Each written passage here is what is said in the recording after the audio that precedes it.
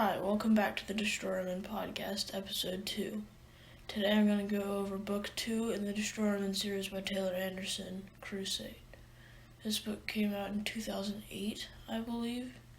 To recap, the Allies had been transported from their world's Battle of the Java Sea and were now in a war against the Grick with their allies, the Lemurians. Now let's get back into it. The Americans are not alone on this world. In Ceylon, their old enemy lurks. The Japanese battlecruiser Amagi, the captain, Hisashi Kurakawa, has aligned his ship and her crew with the Grick. Now, they plan the Grick invasion of the Malay Barrier Islands, the home of the Lemurians and their new American allies. In the Grick palace, a man is brought before Ashkansalka, the first general of the Grick and regent of India. The man recites numbers the Grick recognize. When he sees the Japanese, he panics and tries to escape. Far away, off the coast of Borneo, a strange fleet is assembling.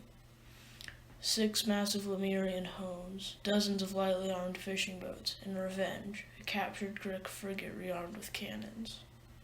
When Captain Reddy and Walker join the fleet and set off. Their target is Ariel Java, which the Americans know as Surabaya. They know from the PPY's recon flights that a fleet of 40 Grick ships had sieged the city in the nearby island of Bimbato or Madura. The cities, some of the only militant Lemurians, were at war before the Grick arrived. When they arrive, the fleet sends Revenge ahead to pretend to be a Grick ship. Walker's guns cleave through Grick ships like a hot knife through butter, with Salisa and the other homes adding their cannons to the onslaught. When the ships are all destroyed or escape, the Allies make an incredible discovery. Walker's long-lost sister, Mahan, is docked near the delta of a small river near the city. Mahan's captain, Jim Ellis, meets with Matt on Walker, and he learns where Mahan's story picked up after the PBY left. After the battle with the Grick ships, Captain Kaufman has reversed course to an island near the east coast of Java called Pulau Belitung. He, along with some of his most fanatical followers, including one of the 4 remaining nurses, go ashore. That night, Jim Ellis took the ship back and went to look for Kaufman. His shore party found nothing but a fire with bones around it, human bones. Off the other shore of the island, they see a fleet of almost 24 Grick ships. The angry men return to their ship and destroy almost the entire fleet. Later, they decide to go to Surabaya, where they know there is a settlement. Since then, they have left the last escape for the harbor open to the Lemurians. At the meeting, along with Jim and his executive officer, Rolak, the war leader of Ariel, and Saphir Moran, the queen protector of Bimbato, discuss the plan for the next day's battle. Their scheme is that Matt will fire a flare at a critical point in the fight, and Rolak and Saphir, along with their troops, will attack from behind through the Ariel gate. That night, under cover of darkness, the Allied troops chaotically land and establish a beachhead near the small Ariel and dock. The following morning, while the Grick and Americans clash outside the wall of the city, Rolak is stopped by the king, Fet Alkas, and his son, Razik. They prevent his troops from moving to the gate, and civil war breaks out. Rolak's soldiers and Queen Moran's 600 bloodily fight through the city against the Royal Guard. The flare goes out. The battle outside has reached a tipping point, and the Lemurians begin to give ground, with everybody, even the captain, going into the fray. The Allies are surrounded, and the Marines form a square to keep the enemy from the hospital. Orlok's force finally makes it to the gate, and they discover a scene of devastation. Over 700 Lemurians and 4 Americans are dead, but the fight rages on. Captain Reddy was wounded some time ago and was taken to the field hospital to be treated by Sandra and her team. The Ariel counterattack saves the day, and the battle is over. The next week, the leaders of the Alliance meet on the field to accept Ariel and Bimbato into the Alliance. In the palace, Razik assassinates his father and ascends to the throne of Ariel. Several days later, Walker's night watch leader, Chief Donaghy, sees a strange light off the side of the ship. On closer inspection, he discovers a boat of Lemurians tied to a boat with a cannon full of gunpowder. The rope connected to the vent already lit. He fires his pistol at the boat, killing two and injuring another, and then jumps into the boat with the cannon.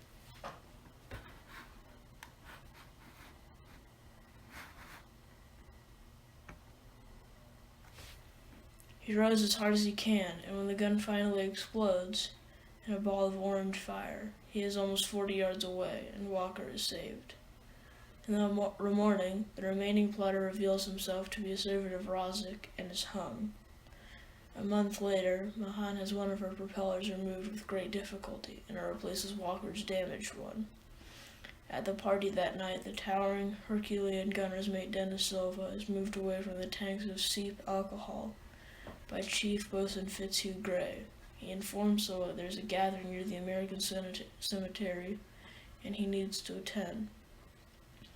In the small structure, the nurse Pam Cross, Chak, now a captain, and his sister, Riza, along with a few human chiefs, are standing around a clearly wounded young cat girl and a wounded, unconscious man. The man is revealed to be Al, a notoriously racist crewman from Mahan. He had attacked the cat Plasma R and was only taken away by Gray and Frankie Steele, Mahan's exec. After some deliberation, the gathering decides to snap Al's neck. The next day, Ben Mallory takes to the sky in his PBY. Hundreds of miles away, Ben discovers what seems to be a volcano surrounded by many, many smaller islands.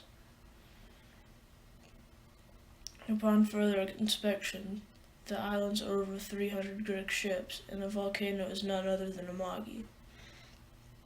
Back at Arial, Captain Reddy is preparing to storm the city. He is interrupted by Radio Man Clancy with a message from the plane. Reading it, he gives an order to roll out. The city must be taken in an hour, and it will be immediately evacuated. The army encounters no resistance, and the city is chaotically evacuated to the beach. 5 massive homes line up to dock and board passengers one at a time. Over the course of a day, the entire city is burned, and everyone, except those in the palace, evacuate. The city of Bombado is burned as well, but not everyone escapes the island, and several hundred hide in the jungles. The second to last home, Naraka, disappears over the horizon around 5 p.m. on the second day of the evacuation, and the final home, Naraka, along with Walker, begin boarding refugees. At around 11 p.m. they pull away from the dock to try to beat the enemy armada to Balkban, which they don't believe the enemy knows about. The night is nerve-wracking, with everyone struggling to sleep. Through the next day, everyone is on edge, waiting for the cloud of smoke that will signal their doom. Around 8 at night, the dying sunlight reveals enemy ships dotting the horizon, estimated to be 20 miles away. If the two ships can make it to a point about 50 miles distant, the enemy will be unable to attack with their inferior eyesight and lack of cannons. However, at around midnight, the Japanese sight Naraka and open fire with their 10-inch cannons. The home is ravaged by fire, and the ship's captain, Tasat Ayaraka, orders an evacuation. Over the next hour, as Naraka is decimated by high-explosive shells, fishing boats take refugees to Walker. The last boat cuts the heavy rope Walker had been using to tow Naraka, and the daughter of the captain, Tasana Ayaraka, is on board. Walker slips away into the night, but Captain Reddy wants revenge. He has 2 working torpedoes, and orders Bernie Sanderson, the chief torpedo man, to fire them when he has a target. As Naraka burns, Sanderson tracks the target. A spotlight shines directly at Walker, then another. They are immediately destroyed, but the damage is done. Minutes later, the torpedoes are away, and Walker makes for Balkban at top speed. One misses, but the other destroys a boiler, slowing Amagi to 5 knots. The fleet turns for Arial, and the next morning Walker pulls into Balkban.